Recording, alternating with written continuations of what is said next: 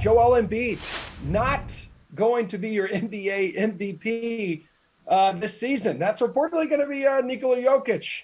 DraftKings contributor Matt Meiselman, Nick Friar, they're in the house. Friar, did they get it right?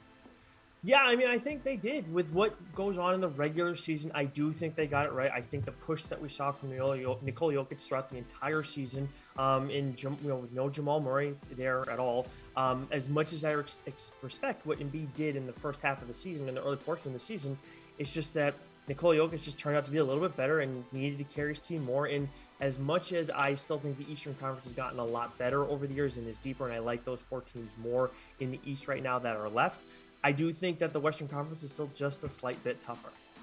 Hey, Maddie, would he have received your vote? Jokic. No. Oh, Jokic would have for sure, not Embiid. Yeah. I think Embiid hit an unbelievable season and is one of the best players in the NBA. But I think he's actually number 3. I would have put Giannis ahead of him too.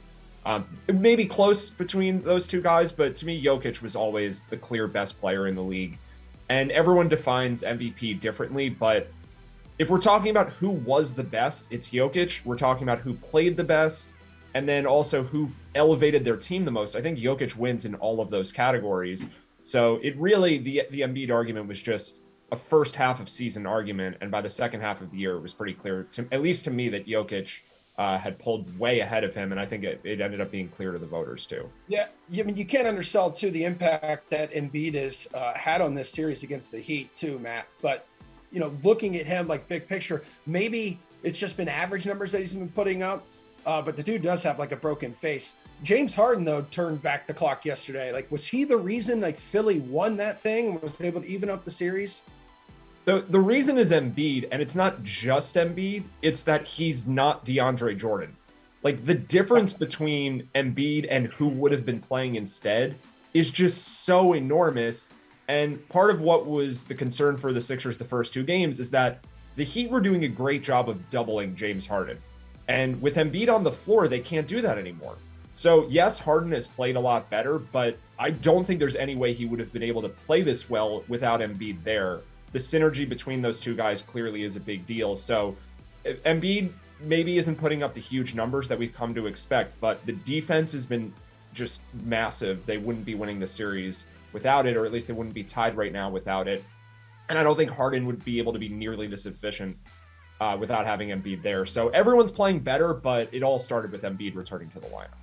Yeah, Friar, but you can't ignore like Harden in that fourth quarter performance yesterday. Yeah, look, I don't like giving James Harden credit too much, but yes, he did play well yesterday. At the same time, I do agree with Matt that this series, I think the series might have been over if Embiid had not returned for Game 3. Even if he had just returned for Game 4, they still might have not been able to pull off a win in that one, just because he had been out for so long. But I think what we're seeing right now is the Heat are a good team. I think they're a solid team. I do think that they could contend if they made it so far to the finals with whoever the Western Conference has to throw at them. But I think when you look at some of these Eastern Conference teams that are left, I don't think they match up all that well. I know these last 2 games were in Philly, but I now think that the way that Harden played the other night, if he can at least come close to replicating that, and Embiid continues to do what he's doing, maybe even pick it up a little bit, I think now you're looking at the Sixers, and I feel like this is the Sixers series now.